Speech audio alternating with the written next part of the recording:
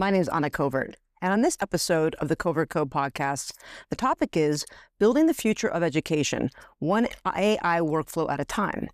My very special guest is Ashton Cudjoe, founder and CEO of Hawaii Medical College. Ashton was on the podcast almost a year ago, right at the beginning, and we had a captivating conversation about the future of education, where we thought it was going and how to get there. Why he's back right now in front of us is because I have never been more impressed with a client and their dedication to the evolution of AI. Ashton, on his own, has set up multiple workflows, and it is so impressive that I wanted to share it with my community. So he's here today again. Thanks so much for taking the time. Thanks for having me. So let's dive in. I know a lot of people out there are hearing about AI this, AI that. You can't turn around without hearing about AI. You know, a lot of people are scared to take this step, but you've just kind of gone right in there, guns blazing. How are you making the decision to pick certain tools over others? How do I make the decision to pick certain tools over others? To be honest with you, it's all about experimentation. I don't necessarily go in knowing exactly what I wanted the outcome, and so I have a pretty clear idea of the path I'd like to take or the feelings I'd like for, let's say, a prospective student to have as they engage. And so from that perspective, what I try to do is I experiment a little bit. So I try different tools and I see which one responds best to what it is I would like to see happen. And when I think about AI, I always think about it really as a tool. So I think it's important that you always remain the thinker. But the beautiful thing that I like about AI is that as a human being, you'll get tired. As a human being, you'll get emotional. AI comes at you at the same level. It's not going to get too emotional. It's not going to get anxious, and I think people like that calmness as they engage with AI. And I wanted to have that kind of calmness when students engage with something. So it feels, it allows you to be less apprehensive. Yeah, I like that. Yeah. It's about the feeling that it could potentially create as you engage with it. Well, I think that's an interesting kind of segue because, you were the first one who let me listen to an AI voice automated system. Mm-hmm. And at first, especially being here in Hawaii, we have a lot of what we call pigeon. It's kind of, and it can be hard and challenging to understand. When I first moved here, I was like, what does decline mean? And people were like, well, who knows? It could be this, it could be that. Yeah. But I think when I first heard one of the conversations, and it was that, it went for 10 minutes and it seemed like a human, but there was that kind of pause and it felt like, but at the same time, when we talk about emotion and like education, and so there should be a little bit of excitement, right? But where's that balance between, too robotic and, we don't want to be too emotional, but you also want there to be a sense of excitement, right, for this new frontier. Well, over time it gets better. And I'm relatively confident there's a huge difference between what you heard initially some months ago in comparison to today. So I listen to a lot of the recordings as the voice AI engages with prospective students. And there have been several times when the person on the other line, they really weren't sure whether it was AI or whether it was a human being. I'm very, very comfortable with the AI expressing I'm an AI advisor or assistant. And so I'm very, very comfortable with that. But it's very surprising as more people engage, it gets better. There are these little nuances that it catches up on. The pauses are better. It sounds like they're smiling on the other end when it's happy. But what's exciting to me has a lot to do with how that student is responding to the AI. Yeah. And that's what's exciting to me. And what's exciting to me as well is the more it engages, the better it gets. The questions get better, the answers get better, the choices are more precise. So it's able to, in a sense, predict the question that might come. Right, because they're prediction engines. I right? love that, and at the end of every conversation, people do have an opportunity to provide feedback, and the feedback has always been top notch. And how are they providing that? Is it a thumb up? Is it being a text at the end? Well, yeah, it's generally the AI would send a text at the end and say, if you have any feedback or any thoughts, just let us know. And, they can sometimes click that, and the responses are usually very, very positive. Well, it was very impressive. And I remember, it doing that, just that prompting the young lady who was on the phone, oh, would you like me to pull up this information for you? And she was like, yes. Yeah. I can email it to you. Would you like that? Or texting it to you? Absolutely. So what about on your end? So we're getting feedback from the customer or the student, but just like, makes me think about Pandora early on. You might start off listening to country station, and then if you don't judge it or give it thumbs up or thumb down, before you know it, a song might slip in there, and now you're listening to rock and roll. Are you, when you listen, are you then judging it or giving it more feedback to help it grow? Oh, absolutely. So anytime I hear something that's off, and so let me see if I could think of an example. One of the things, I'll share an example with you. So we actually offer a CNA program where students could become certified nurse aides. And one of the library or knowledge base files that I gave the AI was information on certification exams and where you can take it and what the process is. And so I remember hearing a conversation where the AI was sharing a lot of information that had absolutely nothing whatsoever to do with the school. And it was a bit much, and it was, in fact, I'm going to say irrelevant. So, of course, what I did was I had to update the knowledge base and sometimes even cue the AI in the instructions to basically share, well, if they ask about this, stay within this realm. Don't go into that realm. And so I listen, and I listen to these conversations, and when it shares too much or too little, or I can say emphasize something. So for example, we now have a trial program for 2 of our programs.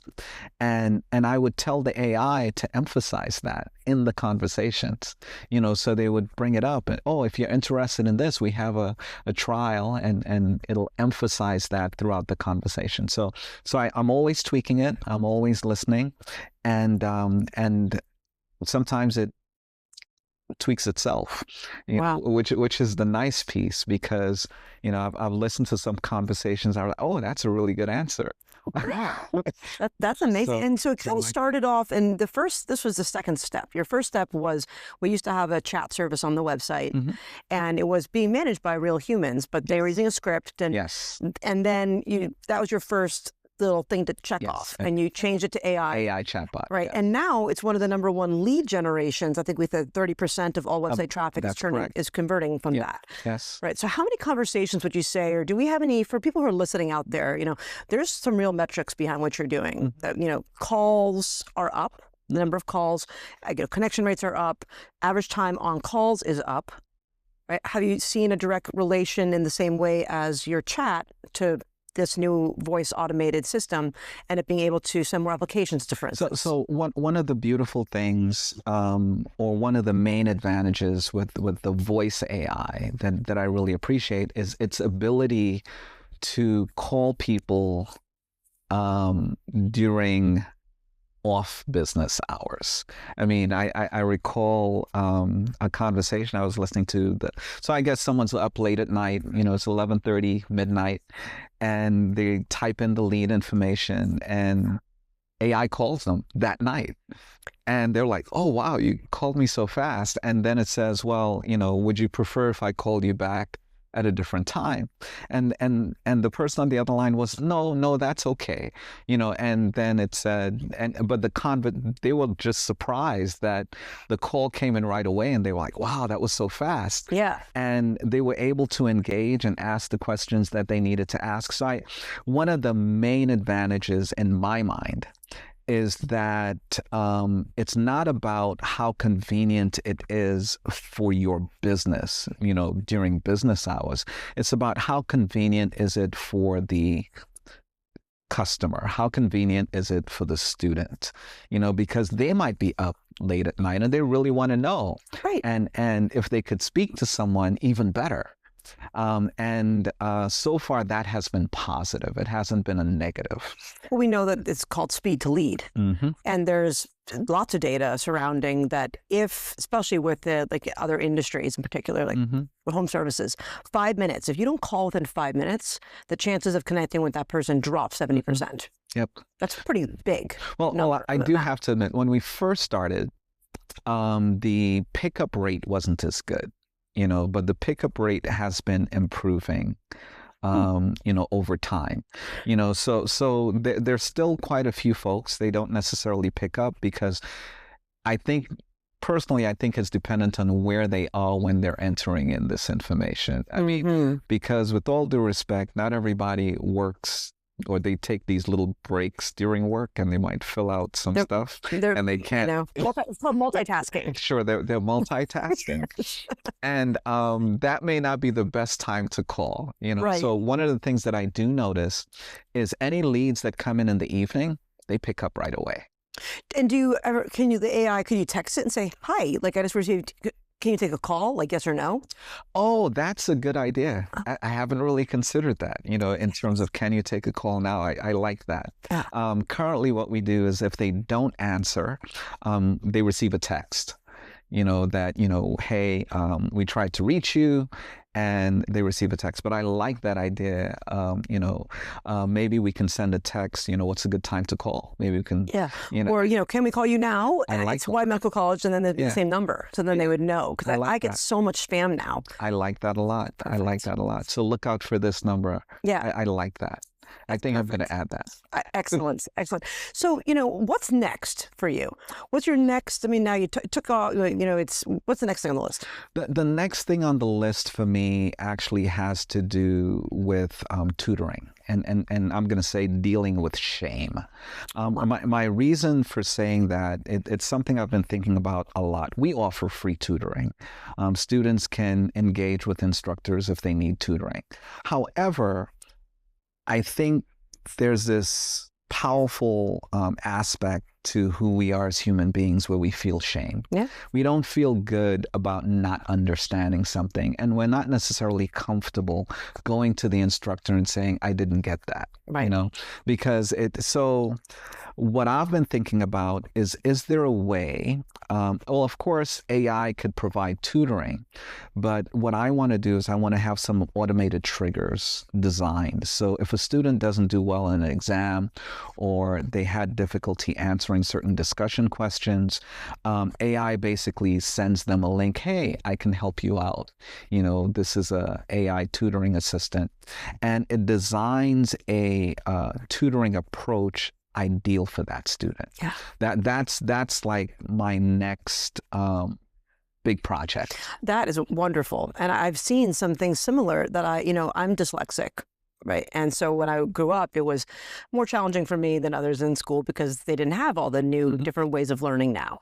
But I was reading about a dyslexia kind of thing that's similar, where now that you can say, okay, well, I want to watch the content, and it'll take the content and it'll create like a movie for you to watch. Absolutely.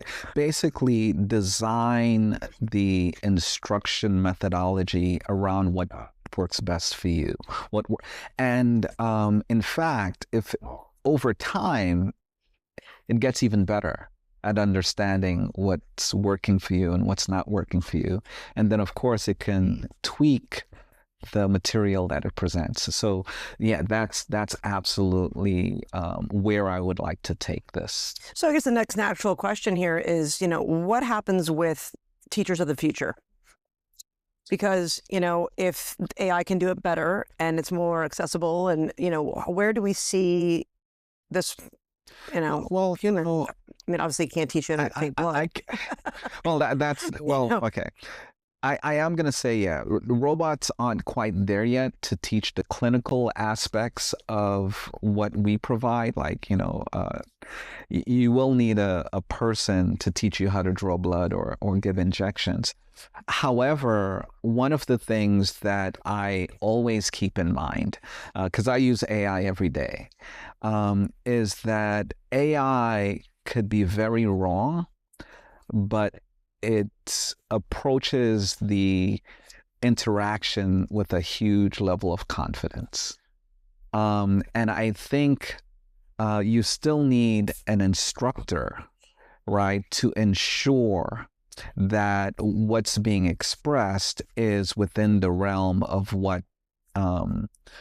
what's necessary for the curriculum and the competency levels that we need.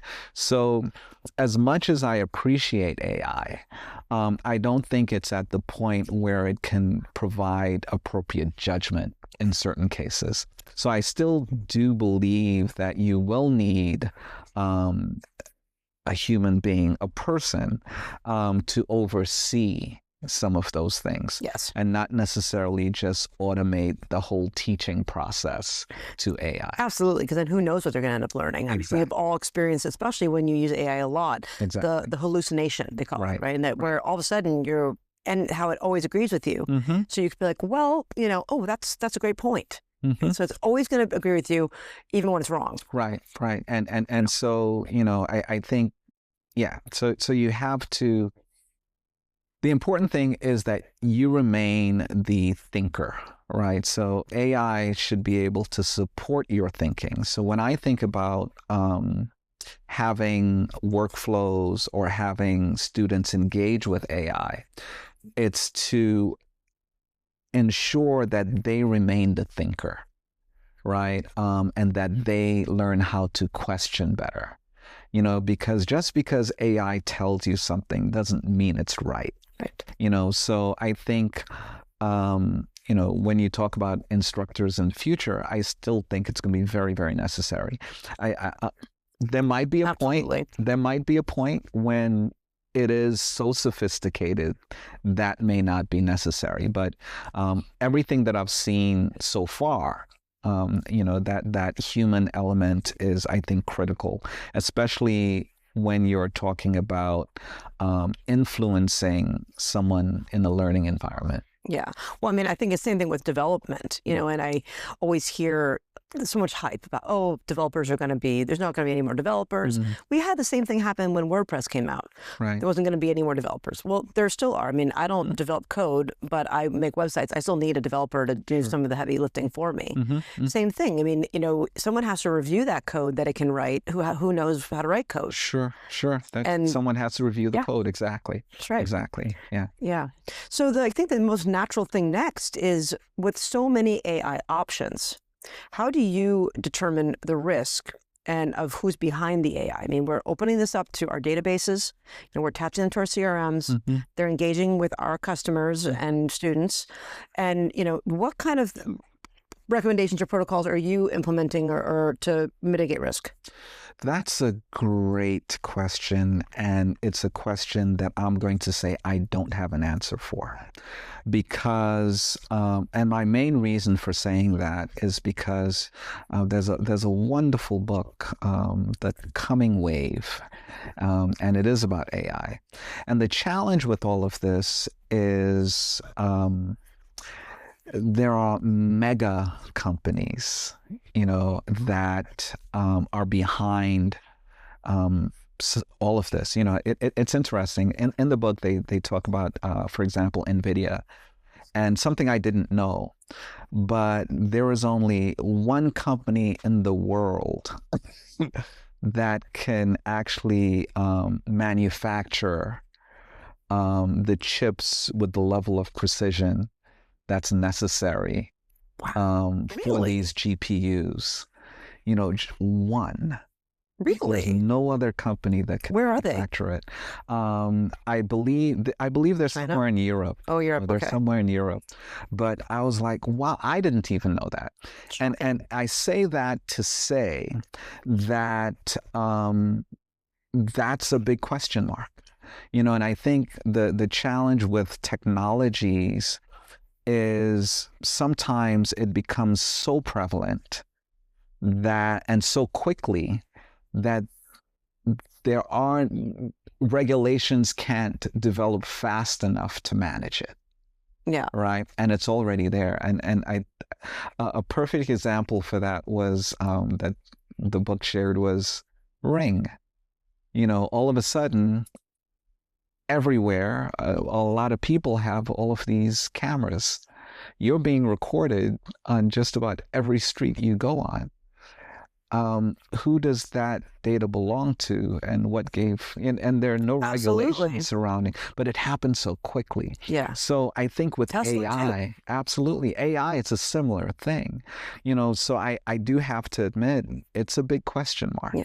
Well, I think one thing that I would say to people out there to make it feel a little bit safer is that Zapier, because I have plugins approved on Zapier. Sure. So if you're using Zapier as a connector, which most do, there are protocols that Zapier goes through before things are approved. So if it's an approved Zapier connection, then it had to go through some vetting of that connection. Great. I'm glad you're saying that, because I use Zapier quite. I know you do. Another thing to look at is always, is there support? You can even open up a contact ticket, or are you going to get someone to give you support on a product? Oh, yeah. Right? That's huge. Is there a phone number? You can do a Google search, go to ChatGPT, ask the question, does anyone go to Reddit? If you have, before you trust anyone, because there's a lot of people are getting, emails like all day long, right, with different solutions. Don't be distracted by a free year service. Don't be distracted. Don't ever give anyone your login to any of your CRMs. Always use a third party like Zapier to connect and test. Great advice. And I'm thankful I'm doing that by default. Yes. If you won't, I wouldn't have told you. Yeah. So what else are you thinking about the future of AI comes up in education? So it's really, really interesting as the space evolves in education in general, because education is designed more like a conveyor belt. Everybody gets on the belt moves at the same pace, and everyone gets off the belt at whatever grade. Some people fall off the belt. Some people fall off the belt. However, education is now in a space where it really can be individualized because of AI.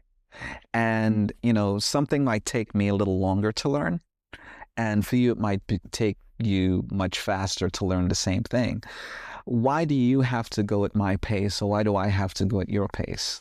And I think it's important as education evolves, we find ways to really individualize learning. I mean, I think our favorite memories are when a teacher looked at us and worked with us, or they saw something in us, or and they provided us a certain degree of individualized instruction. Even though, yes, you have a whole class, but if you were ahead, they said, hey, here's some extra stuff you might want to look at. This might be nice for you.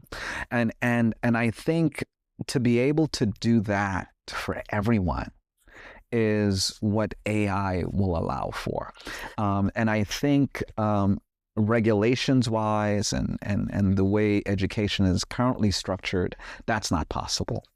But I think at some point there'll need to be more room for that, if I could. Yeah, you brought up, I can't remember the name of the book, but something that you told me during one of our meetings that really sat with me was the idea here of the education shifting from a just in case to a just in time. Yeah. Can you talk a little bit more about that? That's that wonderful book. The name of the book, I believe, is The Great Upheaval. And one of the things, so basically, if someone from the 1800s were to experience 2026, they would be amazed at all the technologies and everything that we have, and in terms of how we've evolved as a society.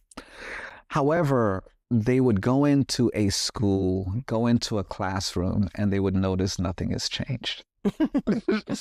And I think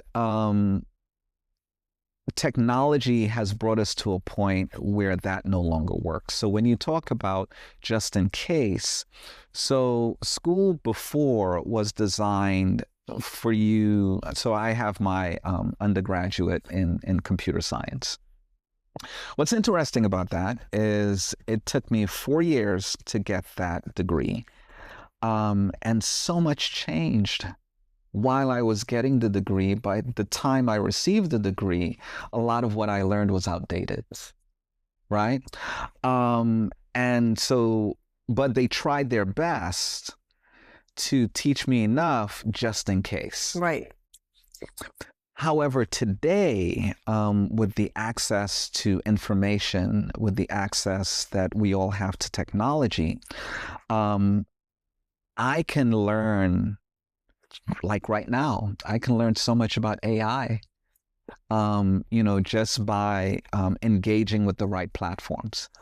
Yeah, and I think it's true that there's so much waste, I'm going to call it, right? And even, that was a long time ago that you went, not to date you or anything. that wasn't that long. But even I graduated college in 2005. Mm-hmm. And I just last year went back to Bentley, where I went to school, and I spoke to their marketing and presented my book. And I had a lot of people come up to me, and they had all kinds of questions, and they were not teaching any of the things that were in my book. Yeah, look at that. And I was shocked and appalled. Like, what is digital marketing? I mean, we didn't have digital marketing when I was in school. Sure. But now we do. And what are they learning? Not much. Yeah. And I think that that's another kind of case where I think, well, why are we spending all this money in education if you come out and you really don't know anything? I mean, just in case some things, but is that even relevant? And I'm not going to be an astronomer, and do I need to take astronomy? I mean, I loved it, but still. Sure. So I think going back to that idea of, in Sweden, as a for instance, and they've always been this way, you went to specialized high schools and colleges. So you made a decision right when you were in high school if you were going to lean toward math or the sciences or whatever it might be. Right. And then same thing with college. So you didn't have to. It's more like a vocational experience. So it's interesting that you go there. One of the things that I think about for my kids is exposure. What are they being exposed to, and how relevant is that for their life? So I'm fortunate enough that my daughter, she'll be a pharmacist. And I could see a traditional medicine will change, but it won't change as quickly. Right. So I'm going to say she's in a safe category in terms of healthcare. My son, on the other hand, much younger than she is, the kinds of things that he's involved in, again, back to exposure, is UGC, user-generated content. He's also very involved in terms of networking on LinkedIn. This is how it's not about cold calling anymore. It's a cold message, I guess.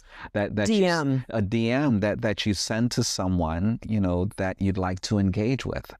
And so my objective for when I think about students at the school, when I think about my own kids, is their ability to be exposed to what's really happening, and different people are going to hold on to different things, right? So I still think you need somewhat of a general education per se, but the general education is about your ability to learn how to search, learn how to think, learn how to question.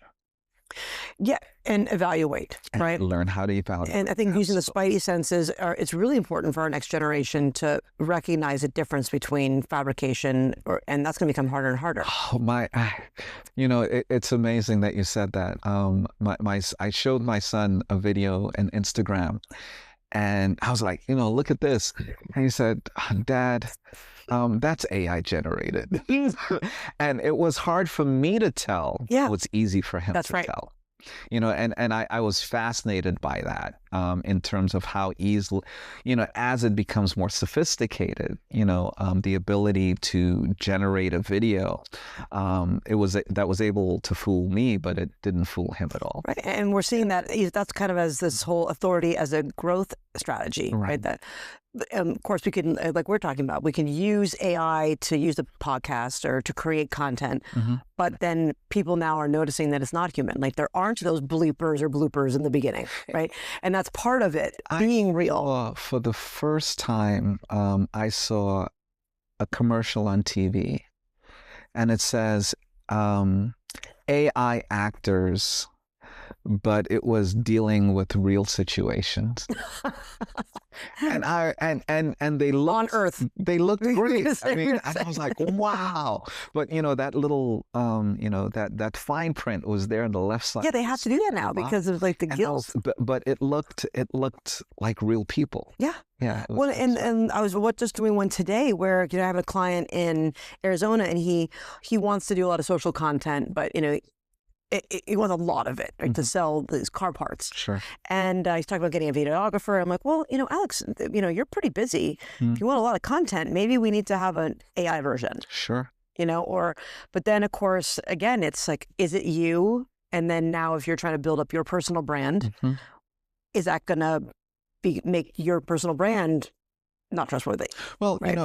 Again, just like we were talking about at the beginning of this conversation, I let people and I want people to know that it's AI that they're engaging. Right. I don't want to fool anyone. And I think if we stay there, I think that's a better use of AI. In addition to that, I think we have to remain in control of the actual thinking. Yes. We have to remain in control of the actual assessments. So I think it's okay to use AI for, sometimes to do certain things quicker. Oh, yeah. So I mean, prior to Excel, prior to, Word and some of the most basic programs that have been around for decades, those tasks took much longer. Absolutely. So the fact that AI can help you complete a task much faster, there are tons of benefits to that.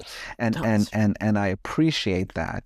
However, I'll still go back to, do not give up control of being the one who comes up, who thinks. AI cannot think for you. And it's like a muscle. Your imagination's a muscle. And if you don't use it, you lose it. Absolutely. And so like if everyone's just writing everything with AI, and what happens when the AI is gone? Now you don't know how to write anything. You don't know how to write. Because you're like, Absolutely. So the natural question next is, for your students, are you teaching them any AI? So that is actually something we're going to be adding to our orientation in terms of how to engage with AI, because I know they're already doing it. Yeah. And I would much rather they do it in a way that enhances their learning as opposed to harms their learning. Yes. And the way to ensure that it's enhancing your learning is you actually do the writing first. Yes. And then you engage with AI about your writing, not necessarily ask AI to write for you. Right. And I think the more we do that, the better. And even when I speak about, the next phase or my next big project being about tutoring, I don't want AI to give you the answers. I want AI to find a way to help you think about what's my best approach to this. Right, or find a personal connection to it. I think that the storytelling, a lot of times I think when people, they zone out, when I watch people zone, or remember, when I think about what I remember when I'm reading a book, and I love reading a book, it's a personal story that I can connect to. And that's when you remember it. Right. And a lot of times textbooks are so factual, and then you might read it 4 or 5 times and you're like, I have no connection to this at all. It's interesting you say that. In college, it was my senior year, I took a class on how to get straight A's. And one of the things that they taught us was how to read a textbook. Oh, wow. And basically they shared with us, a textbook is not a novel. Right. So don't try to read it like a novel. It's not a novel. I was thinking. This is so boring. God. You read a textbook like it's a reference book, but do instruction manual. Yeah, exactly. It's an instruction manual. So you go to the sections that are important, and how do you know it's important? It's in big, bright, bold letters. Or they have urgent. Exactly. But focus on those areas, and it's amazing. And amazingly enough, my senior year I got all straight A's. But of course you did. Such an underachiever. But it was anyway. Yeah. But, wow. Yeah, and I think AI in a similar route. I think if you know how to use the tool, it really can make you much more effective in the work that you do. And more hireable too. Yeah. Because I think the future here is not, it's people who can use the AI and be that oversight to say, okay, yeah, we know it's going to be happening, but now I have the qualifications and the education to monitor it and say yes or no. Right. Absolutely. Yes, and yes. Yes. Wow. Well, we'll be paying close attention to what happens next with your AI journeys. It's going to be fun. Yeah. Do you have any other thoughts or recommendations for business leaders out there who might be struggling to, get started or have any concerns about where they are in the process right now? A lot of people feel behind. Well, first of all, I'm not so sure they're behind because I think everyone's figuring it out. Yeah. Simultaneously, whatever you're using today, it'll be much, much better in the future. So today is the worst AI you'll be engaging with. Give it a couple of years, it's much better. So my first recommendation is actually engage with AI. And learn. Begin to do. And it's not Google, so it's not about just doing a search. Ask questions. One of the things that I do on a regular basis when I use AI that I believe has been really, really helpful is I set up a scenario and I say, okay, you are a specialist because I'm dealing with a problem, and I'm not quite sure how to approach this problem. And I would say, ask me one question at a time, right? So that I can clarify my thinking, right?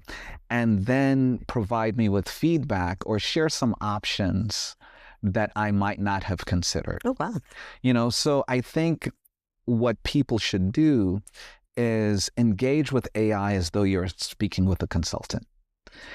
So that way you learn what it can do, you learn when it's wrong, and you begin to question it the same way you'd question a consultant. I like that. That's really interesting. I think also one thing that I think is you're a good case study for is really thinking about the end at the beginning, right? What is the experience that you want your target audience to have, right? Here's what we have right now, and it is what it is. I'm not saying it's bad, but it is what it is. And this is what we want it to be. And then that's the way that you can really start with a blueprint of how to make some key decisions. Right. On, that it's not going to replace people. Those people who were doing that job before now have a chance to do this. Right. Or they're going to be monitoring it. Right. But really it's like, how is it going to embetter the customer and support the team? Yep. I agree. Yeah. Wholeheartedly. Awesome. Well, thanks so much for being here today, Ashton. And to learn more about Hawaii Medical College, you can visit hmi.edu. You can find Ashton on LinkedIn. And anywhere else? No, Get on Insta. I'm just kidding. Nope. Please join me next week as I interview another industry expert in topics to help you succeed on and offline. Thank you so much. I'll see you in the pixels. Aloha.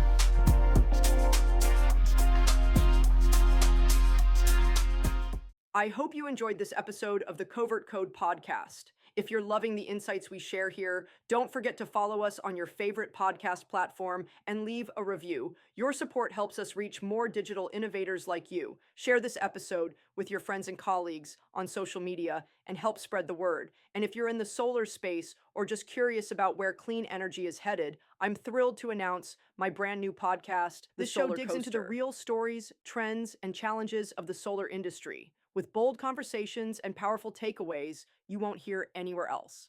Follow the Solar Coaster now so you don't miss a single episode. Thanks for tuning in. See you in the pixels. Aloha.